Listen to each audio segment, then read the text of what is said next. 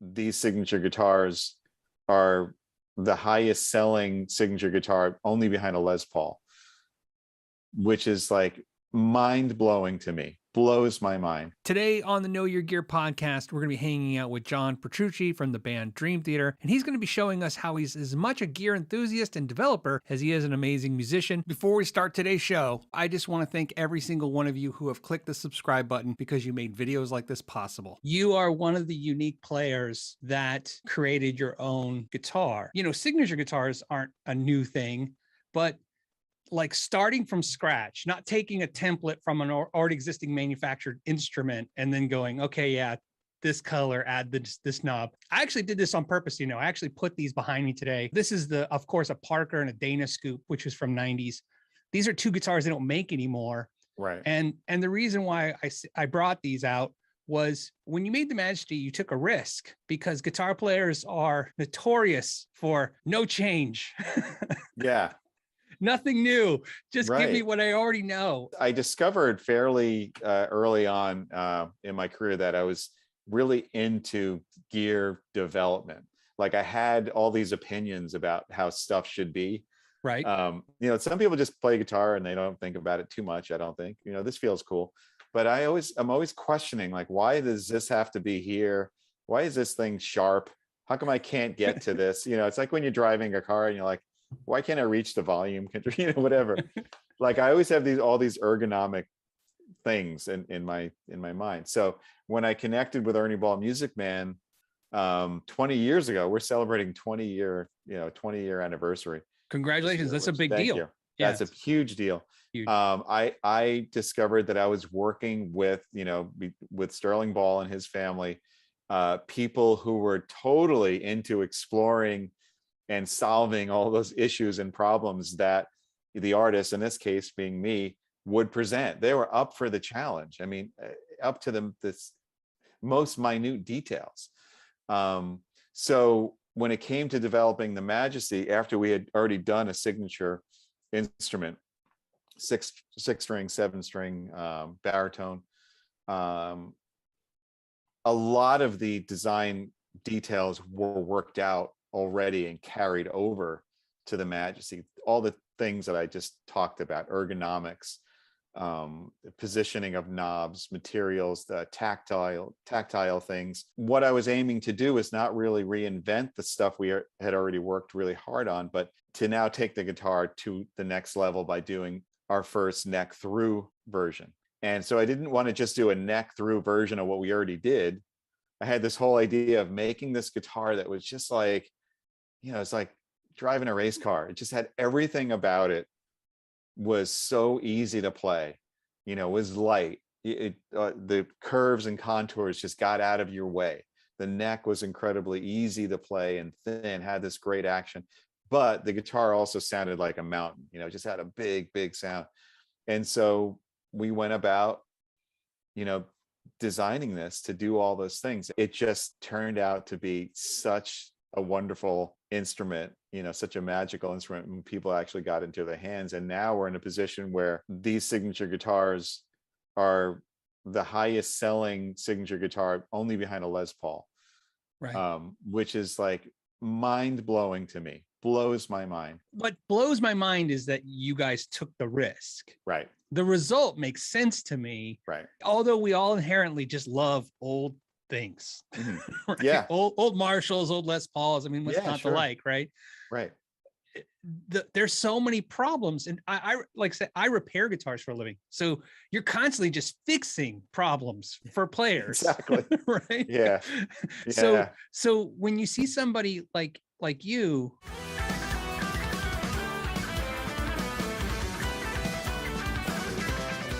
not only what you play is very technical, you're the only guitar player. Right. So it seemed to me when I first saw it, the first thing that started making sense was everything looked like efficiency. Looks like you were trying. Yeah. You were trying to be efficient because I'm sure you don't have time, you know, while someone else is playing. You know, you're totally right. My perspective is performance based. I'm like, okay, I'm going to have this thing in battle. Like, I don't want to be fumbling for my knife like when I need it. Like, I want it to be right there. Right. So a lot of these decisions, these innovations come from that, you know, like you play a guitar and you're playing live and your hands are sweaty, and then you go to use the volume control and it's slippery. It's like, well, we'll put these rubber rings around them and you won't have that problem. Like just solving problems that are not, it's not rocket science. They're just like normal things. It's like, how come nobody ever did this?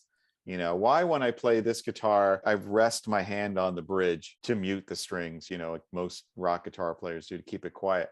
Why should that be sharp and like dig into my hand? Why can't that be rounded and smooth and there not be any nuts or screws showing there? Like that's just simple fixes to normal problems, I remember the NAMM show when you guys debuted it. I had the same reaction everybody had. I was like, whoa, Yeah, that is different. yeah, exactly.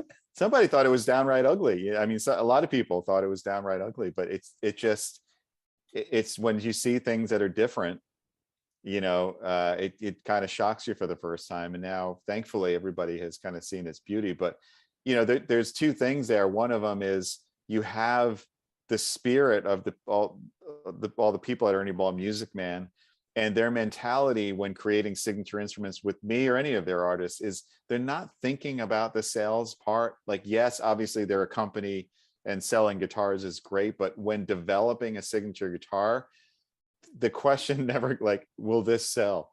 Like, are people not going to like this little, it's like, no, as Sterling said, they make tools for artists. You make it according to that person's, desires, and then you put it out there. And it's very similar to making music. You make music for art, and it's an expression of you, as a creative person. And if you start to get too tied up or caught up into, are people going to like this or that? Does it sound too much like this? Then you're not being true to it. The second part of it is that, the best advertising for stuff like this is to actually hear it and see it in action. And I always said, just listen to Dream Theater albums and come see a show. Like you want to hear what this guitar sounds like? Listen to this album. You want to hear what this amp sounds like? It's on this album, and here it is live. It's the exact same stuff. So there's nothing better than believing in what you do as a signature artist, and then embracing that and following that through with your work, because it's all genuine. I use the stuff that I love, and I've been fortunate enough to develop gear with companies who make the stuff that I love. So it's all genuine. It's not like we develop something and then, live I'm using something else. And, here's the guitar, but I didn't really play it on the album. I use this. No, this is the guitar. You want to hear what it sounds like? Get the new Dream Theater album. And then if you're lucky enough, you can start to have an association with the fact that what you put your name on and the people that you choose to work with forms a partnership where it now has credibility. So people can say, if I'm doing something and I put my name on it, they could know that it's going to be something really great. You know what I mean? Like there's that association. Whether they ultimately like it or not, who knows? Everybody has their own, opinion on things. But there's a connection, and I have always modeled that off of like whatever, Walt Disney. Like, if Disney does something, they're going to do it right. You know what I mean? They're just going to do it right. So it's like, whenever I do something, I'm going to do it right. So, that connection between my name and the company and the gear is something that's so precious if you could develop it in that way. When you did the prototyping, did you guys do clay molds? I mean, how did you, or did they just keep making one wooden one after? Oh my God. I know, they kept making so many prototypes. It's insane. And like not with the Majesty, because we didn't want to reveal the shape, but with previous versions, if we changed little things about the guitar and I got a prototype, I would play it live to test it out. Like nobody would really notice. Maybe some people would notice. They're really watching carefully.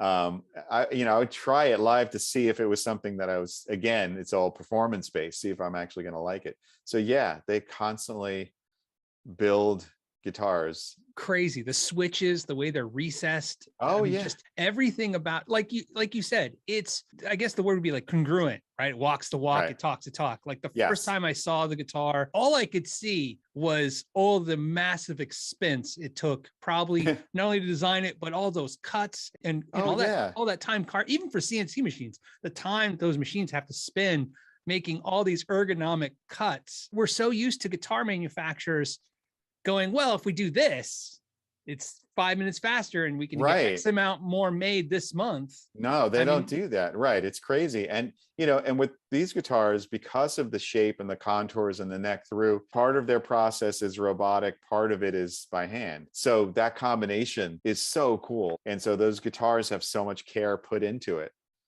that, when you get one, you open the case, you're going to be like, this is an incredible instrument. That's going to happen. So now with the new album, you made an 8-string. I have to tell you on a personal note, when I was listening to the new album, when I heard the song Awake the Monster, I had the same feeling that I did in 1994 when I heard Awake. Nice. Because the first time I heard Awake, it was in a car, with a good stereo.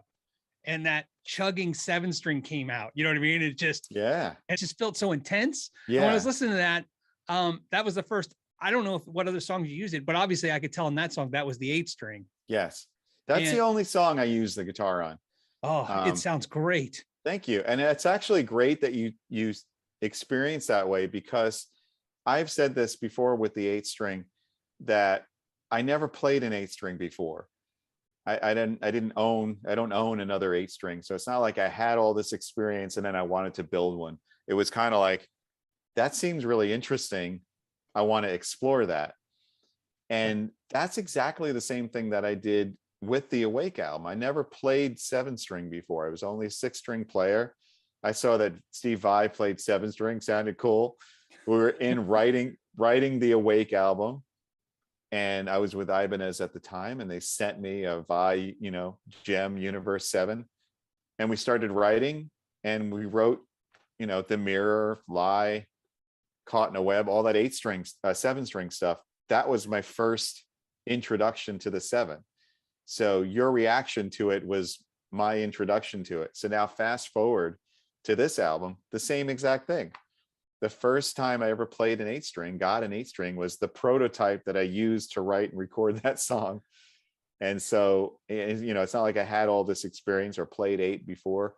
I had no idea. It's like, I just want to explore it, and then got it, started writing on it, and we recorded that song. So that's really cool that you brought that up as an example. With the 8-string, it's a hardtail, it's fan fret, yeah. So it's multi-scale. Now that you've experienced not the 8-string so much, but that fan fret system, any thought so far put into like, maybe we need to put that down the line? No, I don't think so. I think it works. For obvious reasons, it works on the 8 because of the multiple scale lengths needed. But on a 6, I'm perfectly comfortable with the standard frets. I don't think I would do like a fan thing on that. But it definitely works on the 8, and it's necessary. It's what's going to make it really sound right. I mean, they got it right. We did research on how to do this and where the fan should start and which fret it should start out and where it should start to go. And we did a lot of research, because again, not only had I not played an 8-string guitar, so we're designing a Majesty 8-string based on nothing, based on like research, but they had also not built one before. So they're building their first 8-string. So we made sure we talked to a lot of people, 8-string players, went online, did research. Oh, what scale length should it be? Fan, should it do fixed bridge? Where should the fan start? What about the width? What's the typical thing? Got all this information and then started designing from there. So we knew we were making the right decisions, and ultimately we did in the end. There's a lot of different wood combinations in this guitar, and I was wondering if you could kind of explain: is it a aesthetic or is it a sound preference? What's going on there? We used to do the Majesties. We used to name them by a series. Like we had like our Precious Metal series, and we had our Monarchy series, and that was based on the color combinations. But now we just call it Majesty, so it encompasses everything. Right. But it's sometimes hard to like remember what some of those tone wood combinations were. So I always like to double check, look on the specs, and obviously, the guitars that maybe the colors are discontinued. Right. you'd have to look at the specs on Sweetwater. And since the technology is here, let's see, I should be able to share with you right now. Can you see that? I can. So Oh, beautiful. There's this one in Kinetic Blue, which is the Yeah. flip-flop color. And then what's this one called? Pacific Blue. Pacific Blue Sparkle. Okay. Can you even remember all these colors? You have like I mean, 500 colors. I know. Well, I named most of them. I've almost named all of them. So this is the red Sunrise. Gotcha. This one is 6 pounds, 14 ounces. So just under 7 pounds. When you pick them out for yourself, right? Because they range. On the ones I was showing you from Sweetwater, there was one that was 8 pounds and one that was 6.5. That's a pound and a half difference to a half pound difference. This is the variance of wood. Yeah. Do you have a preference for that? Like top heaviness, tone wise? The Majesties are all light relatively compared to a Les Paul or a guitar like that. I mean, whether it's 6 pounds or 8 pounds, that feels really light on your back. To me, it's more about the wood. On the Majesties, the headstock, neck, and the middle where the pickups and bridge are all mounted in is one piece of mahogany. That's where the whole tone is coming from. The guitars that are a little bit more complex, where, think of them as like, I don't know if you drink wine, but like, big oaky Cabernets, sure, like the ones that are where they have like the mahogany sides and mahogany neck and then the maple top, just have like a richer sound to them. So if you're into that, they have a more complex sound to them. They're bolder. The basswood guitars sound amazing, and they're very tight on the low end, and they're like amazing for rock and metal. Like picture you were talking about, Ivan, as like all those old guitars were basically basswood. A lot of those, some of the ones that I do will do like alder. Right. With a maple top and the mahogany. So that's like 3 different woods. Just to give you an example, we did a few years ago, the anniversary of Images and Words. I think I used the Kinetic because I used to use a basswood guitar, and like it kind of had that vibe. I reviewed your amp. Nice. Since I got the opportunity to do that, what I learned, which was great, was this amp can't do anything your amp can do, but at really quiet volumes, it's hard to tell those 2 amps apart. You know what I mean? So for practice play, that's why I said I think this is the best practice amp probably ever. It's one of my favorites. I love it. Totally love it. The technology on that amp, how they cram that reverb tank by putting it upside down and getting all that stuff in that little amp. After I got it, I thought I'd figure it out, because boogies take a little time to finesse. And I was in love. And then I saw that video where you decided to take the clean channel and just, run that as hard as can be.